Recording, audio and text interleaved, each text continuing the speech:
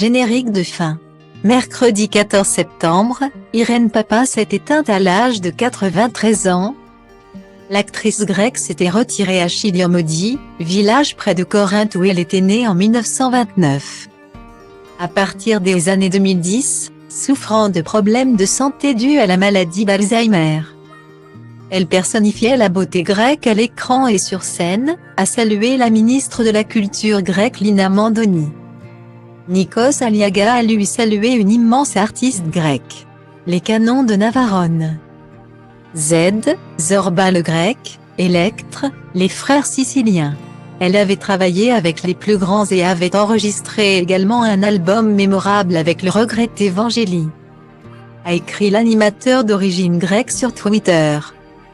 De son vrai nom Irène Lelekou, Irène Papa avait suivi des études d'art dramatique à Athènes avant de faire ses débuts au cinéma en 1948 dans le film grec Phalange. Elle s'était fait connaître à l'international au début des années 1950 grâce à Dea City, premier film grec présenté au Festival de Cannes de 1952. Elle avait alors multiplié les rôles dans des productions internationales, partageant l'affiche avec les plus grands acteurs, Richard Burton, Dataline People = AF43B 82 AFE5 F3 4e 7 CA7 C5 F86 CC 6 385 883 Kirk Douglas ou encore Joe Voix. En 1961, elle avait joué avec Dataline People = A2B3 F1580 Z32 F5 A49 C4 A87 AF3 A73 DD 90e 6e 5 Gregory Peck et Anthony Quinn dans les canons de Navarone.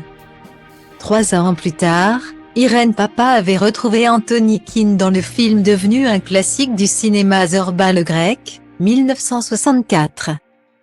J'ai quitté la Grèce pour découvrir où se trouvaient les meilleurs acteurs.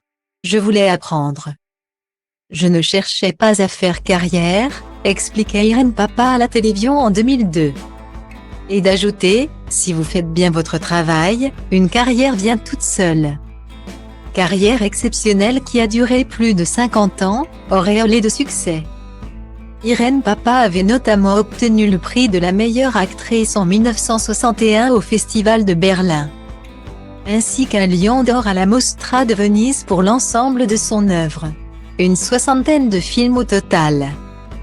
Des rôles de tragédiennes antiques inoubliables, ainsi que des apparitions au théâtre. Rien que ça.